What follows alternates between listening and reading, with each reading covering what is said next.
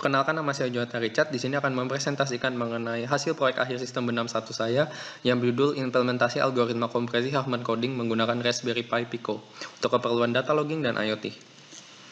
Untuk cara kerja rangkaian yang saya buat itu cukup berbeda antara ketika program tersebut pertama kali dijalankan dan dengan penjalanan seterusnya.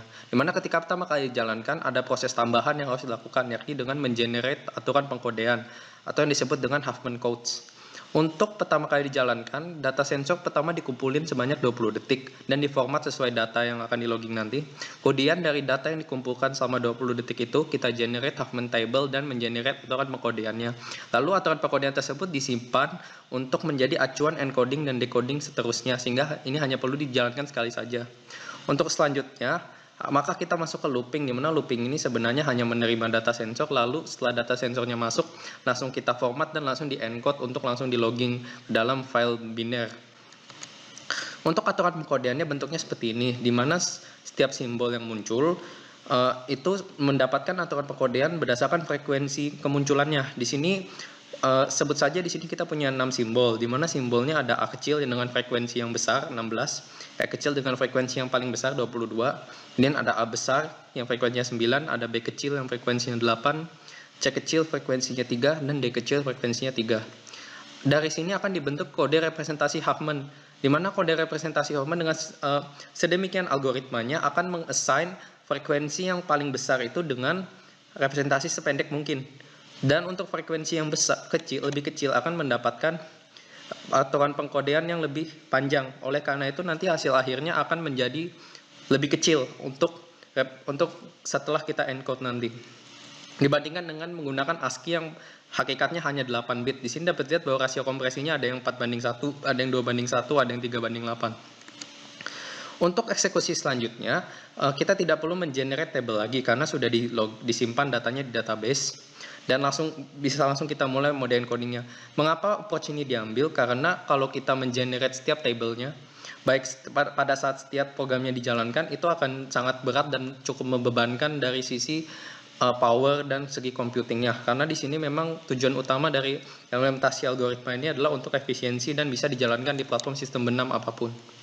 Jadi ini adalah keadaan di mana program pertama kali akan dijalankan. Di sini dapat dilihat bahwa daftar file yang ada di Raspberry Pi Pico hanyalah kode-kode yang sudah dibuat. Di sini belum ada huff.txt atau aturan pengkodean untuk data-data sensornya. Oleh karena itu, jika pertama kali kode ini kita jalankan, dapat dilihat di sini ada pesan bahwa table doesn't exist dan generating table, bahwa sekarang ini prosesnya dia sedang mengenerate tablenya. Dapat dilihat bahwa LED onboard dari Raspberry Pi Pico sedang menyala secara continuous, itu menandakan bahwa proses mengenerate Huffman table sedang dilakukan.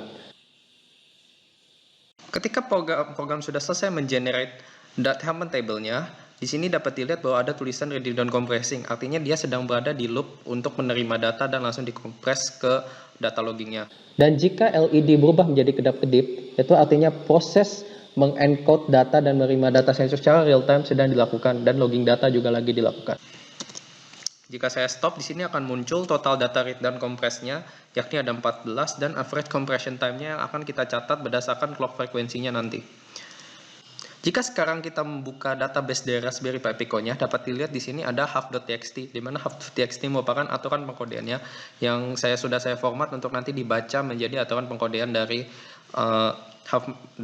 proses encodingnya. Sehingga jika sekarang kalau kita menjalankan programnya setelah sudah ada aturan pengkodeannya, dia sudah nge-skip step yang pertama tadi, maka mereka langsung menerima data dan langsung dikompres secara real time. Untuk menghentikan proses compressingnya digunakan CTRL-C. Di sini akan muncul total data read dan compress-nya dan average compression time. Untuk proses decodingnya, kita tinggal langsung membuka program decoder.py, di mana jika decoder.py-nya kita jalankan, maka dia akan langsung mengeksekusi program decodernya, dan program decodernya jika sudah selesai akan muncul pesan, di mana pesannya menunjukkan total data yang dekompres ada berapa bytes, atau ukuran data kompresnya berapa. Kemudian ukuran decompressing time per line of datanya itu juga dihitung, artinya untuk memproses satu line datanya rata-ratanya berapa milisekon. Dan jika kita buka file dari Raspberry Pi Pico-nya, di sini ada file baru yang bernama decoded.txt. Dimana decoded.txt ini adalah hasil decodingnya yang nanti bisa kita analisis dan bandingkan dengan data awalnya.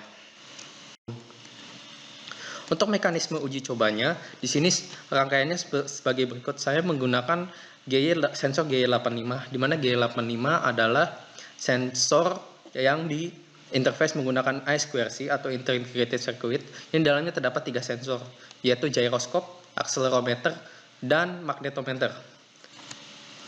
Langkah uji cobanya tentu saja berdasarkan algoritmanya, di mana Raspberry Pi Pico akan menerima data dari sensor selama 20 detik untuk mengenerate aturan pengkodeannya dan Harman table-nya. Dan Raspberry Pi Pico akan aktif menerima data dari GY85 setiap 1 detik sekali, lalu kita encode dan delogging selama 4-6 menit. Artinya kan kalau misalkan saya biarkan programnya berjalan selama 5 menit, artinya nanti akan ada 300 data masuk, karena setiap detiknya diambil 1 data. Dan lalu aplikasi decoder akan saya jalankan untuk mengembalikan bentuk data dalam bentuk aslinya supaya bisa kita lihat dan analisa hasil datanya. Untuk bentuk datanya di sini saya menggunakan 2 sensor saja dari G85 dikarenakan magnetometer itu pembacaannya kurang akurat untuk G85 yang ditemukan di Indonesia. Jadi di sini alamatnya ada 053 dan 0 kali 68 heksadesimal, dan ada banyak register yang saya hubungin untuk membentuk datanya, dan format datanya di sini ada di bawah, di mana saya bentuk secara CSV atau koma delimited dibatasi dengan koma, mulai dari akselerasi X, akselerasi Y, akselerasi Z, kemudian roll dan pitch. Roll dan pitch itu merupakan data turunan dari akselerasi, kemudian suhu, gyro X, gyro Y, dan gyro Z, kemudian dilanjutkan dengan new line atau backslash N. Dikarenakan ini kaitannya dengan akselerasi dan gyroscope, maka sensornya dapat dengan mudah hanya saya gerakkan dengan tangan untuk memberikan variasi data yang beragam. Tidak perlu saya bawa keliling atau bawa jauh-jauh.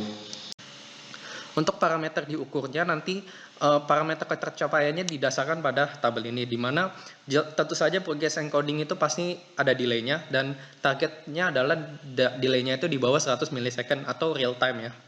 Kemudian rasio kompresinya di atas 35% atau pengurangan datanya di atas 35%, dan data loss tidak dapat ditolerir atau harus 0%, dan waktu decodingnya juga harus di bawah 100 milisecond.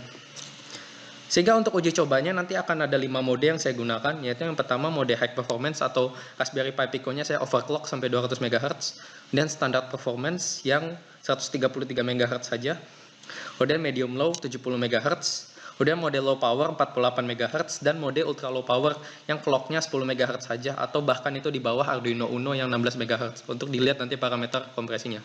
Untuk keperluan pengujian dari kualitas kompresi dan rasio kompresinya, di sini saya sudah menambahkan di scriptnya untuk melogging datanya tanpa dikompresi ke dalam real.txt, yang mana real.txt akan menyimpan data aslinya yang tidak diapa-apain, tidak dikompres, hanya langsung dimasukkan saja. Jadi nanti untuk mengukur rasio kompresinya adalah dengan membagi hasil dari kompresnya, yaitu di compress.bin ini dengan real.txt, yakni 262 dibagi 610, sekitar 60% lebih artinya rasio kompresinya.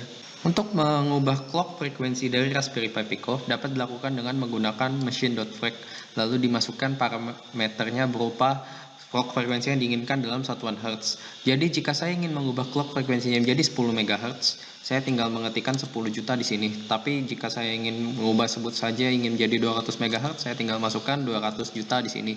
Dan otomatis dari Pi Pico-nya akan memproses perintah saya dan mengubah clock-nya secara langsung. Berikut merupakan keadaan LED pada clock frekuensi 133 MHz. Berikut untuk 48 MHz dapat dilihat sedikit lebih lama. Dan berikut pada keadaan 10 MHz dapat dilihat bahwa semakin rendah frekuensi clocknya, lampunya menyala lebih lama, karena memang pada dasarnya lampu akan menyala ketika proses encoding mulai dan lampu akan mati ketika proses encodingnya selesai. Untuk hasil uji coba mode overclock atau high performance, dapat dilihat bahwa delay akibat proses kompresinya sangat rendah, yakni 4 milisecond saja. Dan untuk waktu decodingnya juga sangat cepat, yaitu 4 milisecond per line datanya. Dapat dilihat bahwa rasio kompresinya adalah 47%, artinya ukuran data yang dikompresi itu 47% lebih kecil daripada ukuran data awalnya. Dan data loss-nya 0% atau lossless, sehingga kompresinya benar-benar tidak mengurangi data sama sekali. Hasil data ini dilihat semuanya murni dari pemantauan data aslinya yang di sebelah kiri dan data yang setelah didekode yang ada di sebelah kanan yang ditampilkan di Excel. Dan sejauh penglihatan saya memang tidak ada data loss atau kesalahan data sama sekali. Dan juga untuk penghitungan compression time-nya tetap menggunakan timer dari Raspberry Pi-nya sendiri, bukan diukur secara manual oleh mata. Dan di sini dapat dilihat bahwa average compression time-nya adalah 4 milisecond. Untuk uji coba standar performance atau clock 133 MHz, memang wajar kalau memang waktu rata-rata encodingnya lebih lambat, tetapi masih terhitung sangat cepat, yakni 6 milisecond, mostly unnoticeable juga untuk delay-nya. Dan rasio kompresinya di sini 53%. Memang sebenarnya clock performance tidak ada kaitannya dengan rasio kompresi ya. Dikarenakan rasio kompresi ini sebenarnya lebih berkaitan dengan randomnya data yang masuk dari sensor. Untuk mode medium low power sekitar 70 MHz clocknya itu dapat dilihat bahwa rata-rata encodingnya 11 milisecond dan waktu decodingnya juga 11 milisecond, masih terhitung sangat cepat. Kemudian untuk mode low power 48 MHz, di mana di dalam datasheetnya Raspberry Pi Pico itu merupakan mode low power yang ideal dikarenakan balance antara speed dengan powernya baik di clock ini, yaitu programnya juga masih berjalan dengan sangat cepat, yakni 17 milisecond untuk delay encodingnya, dan waktu decodingnya juga 17 milisecond. Dan dalam uji coba ini saya juga nge-push untuk menurunkan lagi powernya dan clocknya menjadi 10 MHz, dimana untuk mode ultra low power ini dapat dilihat bahwa clock ketercapaiannya itu sangat memuaskan, yakni masih di bawah 100 milisecond untuk delay encodingnya dan delay decodingnya. Sehingga kesimpulannya adalah program yang diciptakan ini sudah berhasil, dan memang semua goal yang di awal dipropos, yakni datanya tidak loss, kemudian algoritma efisien sudah tercapai semua. Karena itu proyek ini saya anggap berhasil. Sekian mengenai proyek dari saya. Terima kasih juga atas dukungan dan masukannya dari dosen pembimbing sistem benam 1 Pak Tommy Abu Zairi. Terima kasih.